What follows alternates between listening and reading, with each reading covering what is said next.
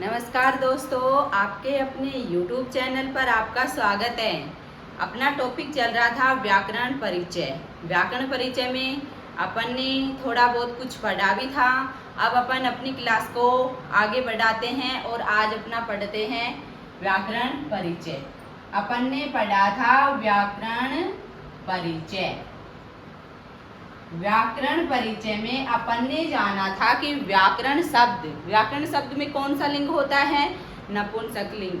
व्याकरण में वी और आंग उपसर्ग होते हैं और डुक्र धातु होती है और लुट प्रत्यय होता है।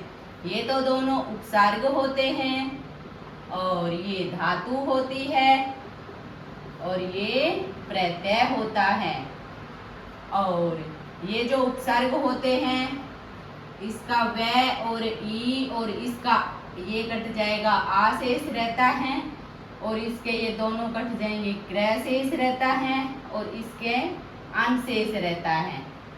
क्र का कर हो जाता है, व और ई गुण यह बन जाएगा, यह आ मिलेगा तो व या, और कर अन के स्थान पर अणय हो जाएगा, न के स्थान पर अणय, तो अपना शब्द बनेगा व्याकरणम। व्याकरणम शब्द जो है ये नपुंसकलिंग होता है। अपन ने ये सब पहली क्लास में जान लिया था कि व्याकरण का भाषा में क्या महत्व होता है। व्याकरण के बगैर हम किसी भी भाषा को जान नहीं सकते हैं। व्याकरण से भाषा को टुकड़ों में करके सरल बनाया जाता है। व्याकरण के बगैर किसी भी भाषा को प्रगति की ओर नहीं ले जा सकते हैं। भाषा में व्याकरण का क्या महत्व होता है? भाषा में कौन सा लिंग होता है? भाषा जो शब्द है उसमें कौन सा लिंग होता है? इधर देखो, भाषा शब्द में कौन सा लिंग होता है? भाषा शब्द भाषा में भास धातु होती है और टाप प्रत्यय होता है। ये भाषा है, भास है जो धातु है, टाप है जो प्रत्यय है और इस प्रत्यय का टाप प्रत्यय का आशेष रहता है, तो अपना शब्द बनता है भाषा। ये इसमें भाषा में कौन सा लिंग होता है? भाषा शब्द में स्त्रीलिंग होता है। ये क्वेश्चन याद रखना, भाषा शब्द में स्त्रीलिंग होता है और व्याकरण शब्द में नपुंसकलिंग होता है। भाषा किसे कहते हैं? हम अपने विचारों का आदान प्रदान किसके माध्यम से करते हैं? भाषा के माध्यम से करते हैं। यानी कि विचार विनिमय के वाचिक साधन को भाषा कहते हैं। विचार विनिमय के वाचिक साधन को भाषा कहते हैं। भाषा के बगैर हम अपने जो शब्द हैं उनको एक दूसरे की तरफ नहीं पहुंचा सकते हैं। यानी कि अपने शब्दों का आदान प्रदान करते हैं भाषा के माध्यम से। भाषा को अभिव्यक्ति भी बोलते हैं। अभिव्यक्ति, भाषा के द्वारा व्यक्ति अपनी अभिव्यक्ति को प्रकट करता है, अपनी अभिव्यक्ति को बाहर निकालता है, अपने भावों को बाहर निकालता है, अपने भाव को दूसरों को समझाता है कि मैं क्या कहना चाह रहा हूँ। यानी कि अपने भावों का आदान प्रदान, अपने विचारों का आदान प्रदान, अपनी अभिव्यक्ति व्यक्त करना ही भाषा कहलाती है। व्यक्ताम वाची वर्णाम येषाम तम इते व्यक्तवाचम। व्यक्ताम वाची वर्णाम येषाम तम इमे व्यक्ताम वाचय। व्यक्ताम वाची वर्णाम तम इमे व्यक्तवाचय। यानी कि भाषा का एक दूसरे के पास अपने शब्दों का आदान प्रदान करना, अभिव्यक्ति भार व्यक्त करना, प्रकट करना ही भाषा कहलाती है। भाषा के दो प्रकार होते हैं। भाषा के कितने प्रकार होते हैं? भाषा के दो प्रकार होते हैं। कौन कौन से? पहला तो है मौखिक भाषा और दूसरा है लिखित भाषा। तो है मौखिक भाषा और दूसरी है लिखित भाषा। मौखिक भाषा किसे कहते हैं? मौखिक भाषा किसे कहते हैं? वह भाषा जिसके जो शब्द होते हैं वो ध्वनिबद्ध होते हैं, जिस भाषा के शब्द ध्वनिबद्ध होते हैं, यानी कि जो वाक्य ध्वनिबद्ध होते हैं उन्हें लिखित भाषा, मौखिक भाषा कहते हैं। लिखित भाषा जिसके वाक्य लिपिबद्ध होते हैं, जिसके वाक्य लिपिबद्ध होते हैं उसे लिखित भाषा कहते हैं। भाषा के कितने प्रकार होते हैं? दो, मौखिक भाषा, लिखित भाषा। मौखिक भाषा, इस भाषा में वाक्य हैं जो ध्वनिबद्ध होते हैं उसे हम मौखिक भाषा कहते हैं, और जिस भाषा में वाक्य हैं जो लिपिबद्ध होते हैं उसे हम लिखित भाषा कहते हैं। अब अपन देखते हैं प्रत्येक भाषा के दो प्रकार होते हैं। प्रत्येक भाषा के दो प्रकार होते हैं। भाषा के दो प्रकार होते हैं। कौन कौन से? पहला तो है साहित्य, दूसरा है व्याकरण।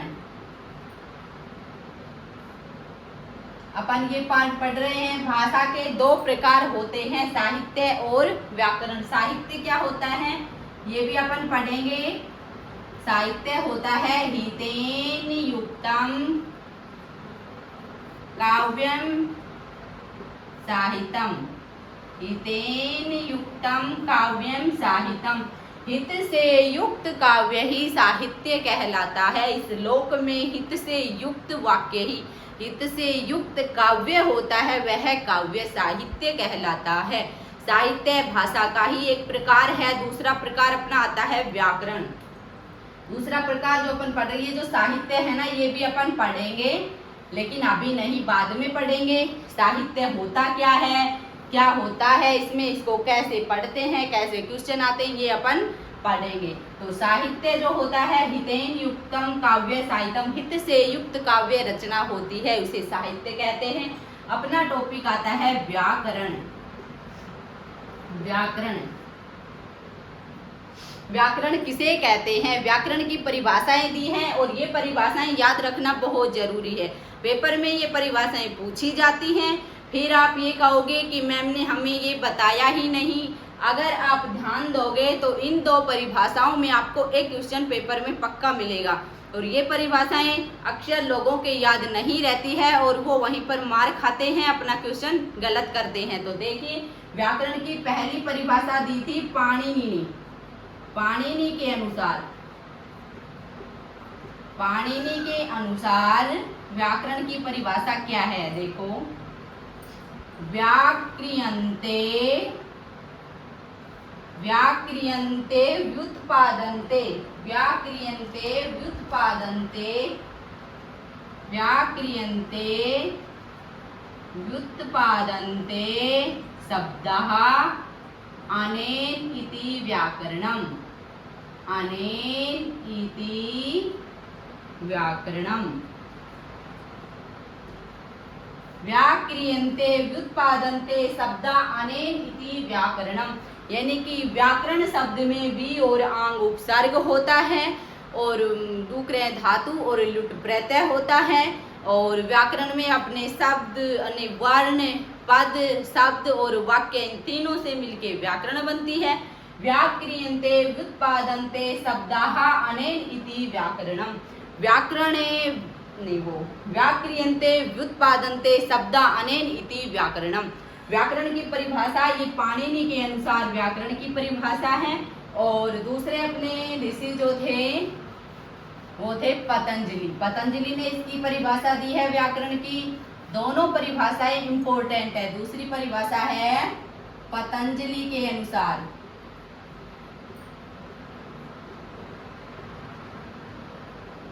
दूसरी परिभाषा है अपनी पतंजलि के अनुसार, क्या है?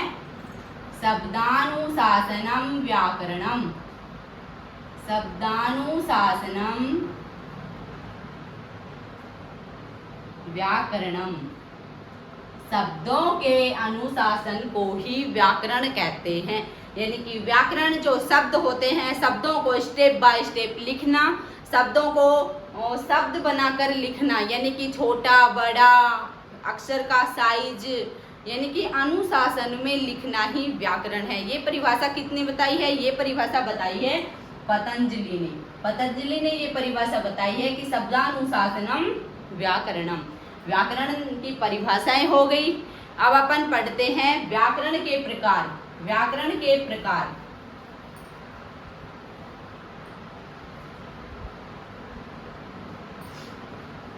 व्याकरण के प्रकार। व्याकरण के कितने प्रकार होते हैं? 2। कौन कौन से? बताओ, व्याकरण के कितने प्रकार होते हैं? 2। कौन कौन से? वैदिक व्याकरण और लौकिक व्याकरण। वैदिक पहली है वैदिक व्याकरण और दूसरी है लौकिक व्याकरण। लौकिक व्याकरण। वर्तमान में कौन सी व्याकरण प्रायोगिक है इसमें से? बताओ, वैदिक व्याकरण या लौकिक व्याकरण? वर्तमान में लौकिक व्याकरण प्रायोगिक है। लौकिक व्याकरण अपन जो आज पढ़ रहे हैं वो व्याकरण है लौकिक व्याकरण। वैदिक व्याकरण पाणिनीय शिक्षा के अनुसार वैदिक व्याकरण पहले चलती थी, उसे पाणिनीय शिक्षा पर ही आधारित है, उसका अब अनुसरण नहीं किया जा रहा है। अब अपन लौकिक व्याकरण पढ़ रहे हैं, वर्तमान में प्रायोगिक है लौकिक व्याकरण। तो अपन पढ़ेंगे दोनों, लौकिक व्याकरण भी और वैदिक व्याकरण भी। तो पहली अपनी आती है वैदिक व्याकरण। जो वैदिक व्याकरण है ये पाणिनीय शिक्षा पर आधारित है। वैदिक व्याकरण पाणिनीय शिक्षा पर आधारित है। पाणिनीय शिक्षा पर आधारित है। पाणिनीय शिक्षा पर आधारित है। वैदिक व्याकरण में, वैदिक व्याकरण जो है ये अपनी पाणिनीय शिक्षा पर आधारित है। वैदिक व्याकरण में, वैदिक व्याकरण के अनुसार स्वर कितने होते हैं, शब्द वर्ण कितने होते हैं? इधर देखो, वैदिक व्याकरण के अनुसार, वैदिक व्याकरण के अनुसार वर्ण कितने होते हैं? वैदिक व्याकरण के अनुसार वर्ण कितने होते हैं? ये होते हैं 63 या 64। वैदिक व्याकरण के अनुसार कितने वर्ण होते हैं? 63 या 64। ये अपन समझेंगे 63 और 64 दोनों कैसे हैं। आंसर में 63 आ जाए तो भी सही है, 64 आ जाए तो भी सही है। अगर दोनों आ जाए तो अपन दोनों को भी कर सकते हैं। ठीक है, ये अपन समझेंगे। और स्वर कितने होते हैं वैदिक व्याकरण के अनुसार? स्वर होते हैं 21 या 22। ये दो 21 या 22, 63 या 64 ये कैसे हैं? ये ऐसे हैं जो एक लृ शब्द है, नहीं लृ वर्ण है। इस लृ वर्ण को अगर प्लुत माना जाए, प्लुत माना जाए तब तो ये होते हैं 64 वर्ण। अगर इसको प्लुत नहीं माना जाए तो ये होते हैं 63। ये ही स्वर में है। अगर इस लृ को प्लुत माना जाए तो होंगे 22, अगर नहीं माना जाए तो होंगे 21। आइए अपन देखते हैं इनको। जैसे स्वर जिसमें मूल स्वर या लघु स्वर या लघु स्वर कितने होते हैं? 5। कौन कौन से? ए, ई, उ, री और लृ। और दीर्घ स्वर कितने होते हैं? दीर्घ स्वर होते हैं 8। आ, ई, उ, री, ए, ओ, आई और औ। और अगले आते हैं प्लुत स्वर। प्लुत स्वर कितने होते हैं? प्लुत स्वर होते हैं 9। ये प्लुत स्वर क्या होते हैं? प्लुत स्वर होते हैं, इनको बोलने में टाइम लगता है। जैसे पहले देखो इनको, ए, आ, ई उ री ए ओ आई और औ।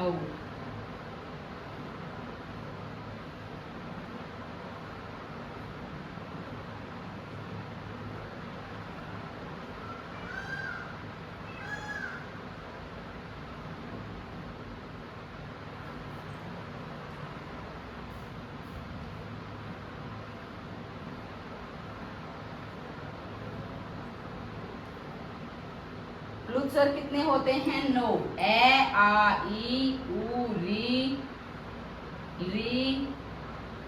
ए ओ आई औ। ये री को प्लुत नहीं माना गया है, री को प्लुत नहीं मानते हैं। ये प्लुत स्वर क्या होते हैं? प्लुत स्वर का जो चिन्ह है वो ये है,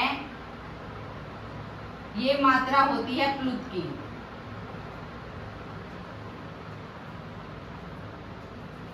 ये जो मात्रा लग रही है ये होती है प्लुत।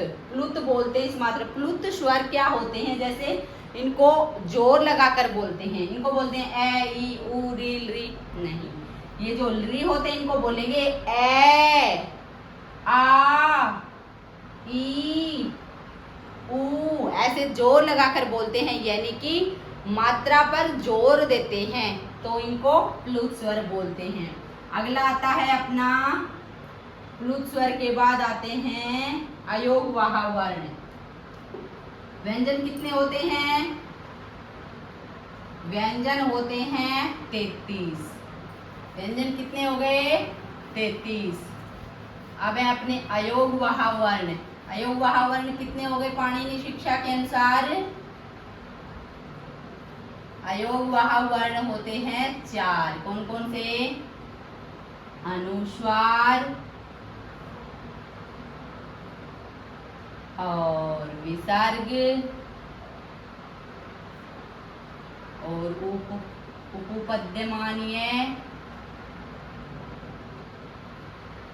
उपपद्यमानीय यानी कि आधा विसर्ग, पै और है। और चौथा है अयोगवाह वर्ण जिव्यामूलीय।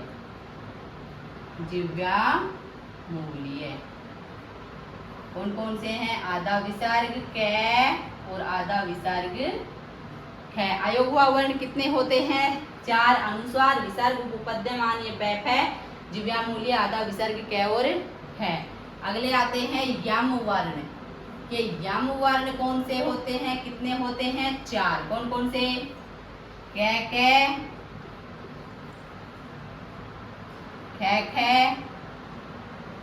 गे और गे। ये 4 होते हैं जो यम वर्ण होते हैं। कै खे, गे और घे। ये 4 यम वर्ण होते हैं। पाणिनीय शिक्षा के अनुसार वर्ण होते हैं 63 या 64, स्वर होते हैं 21 या 22।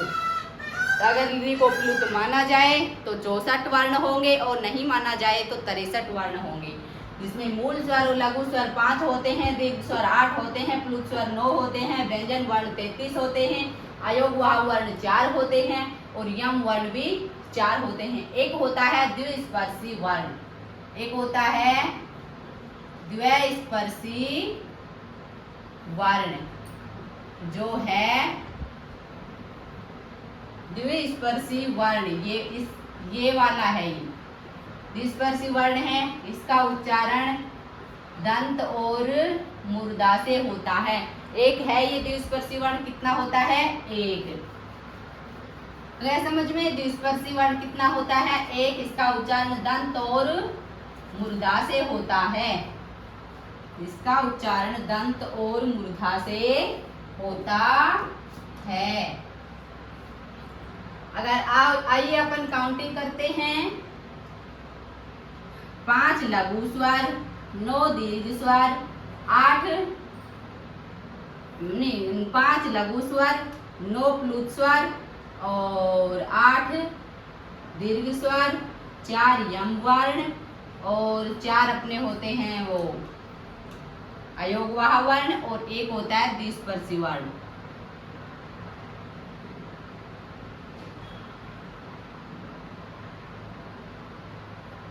और 33 होते हैं व्यंजन।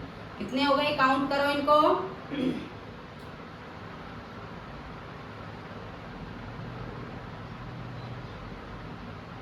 कितने हो गए ये पूरे 63।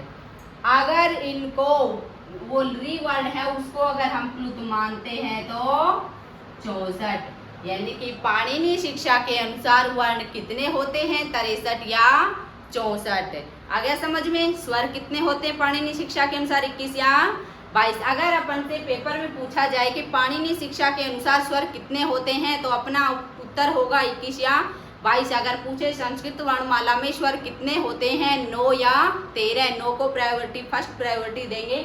और पाणिनि शिक्षा के अनुसार अगर स्वर वर्ण पूछे तो अपन बताएंगे 21 या 22 और वर्ण पूछे तो अपन बताएंगे 63 या 64। तो आज की क्लास में अपन ने पढ़ा व्याकरण के 2 प्रकार, लौकिक व्याकरण, वैदिक व्याकरण। वैदिक व्याकरण है जो पाणिनि शिक्षा पर आधारित है। वैदिक व्याकरण में अपन ने पढ़ लिया है 63 या 64 वर्ण होते हैं, 21 या 22 स्वर होते हैं। अब अपना आता है दूसरा लौकिक व्याकरण। लौकिक व्याकरण जो है वर्तमान में प्रायोगिक है। लौकिक व्याकरण जो है वर्तमान में प्रायोगिक है। और लौकिक व्याकरण में अपन को पढ़ना है त्रिमुनि परिचय। लौकिक व्याकरण में अपन पढ़ेंगे त्रिमुनि परिचय। लौकिक व्याकरण में अपन पढ़ेंगे त्रिमुनि परिचय। तो आज की क्लास में अपन ने पढ़ लिया है व्याकरण। व्याकरण में भाषा का क्या योगदान होता है, भाषा में कौन सा लिंग होता है, व्याकरण में कौन सा लिंग होता है। और अपन ने पढ़ लिया वैदिक व्याकरण के अनुसार वर्ण कितने होते हैं, स्वर कितने होते हैं। अब अपना आएगा लौकिक व्याकरण। लौकिक व्याकरण में त्रिमुनि परिचय अपन पढ़ेंगे कल की क्लास में।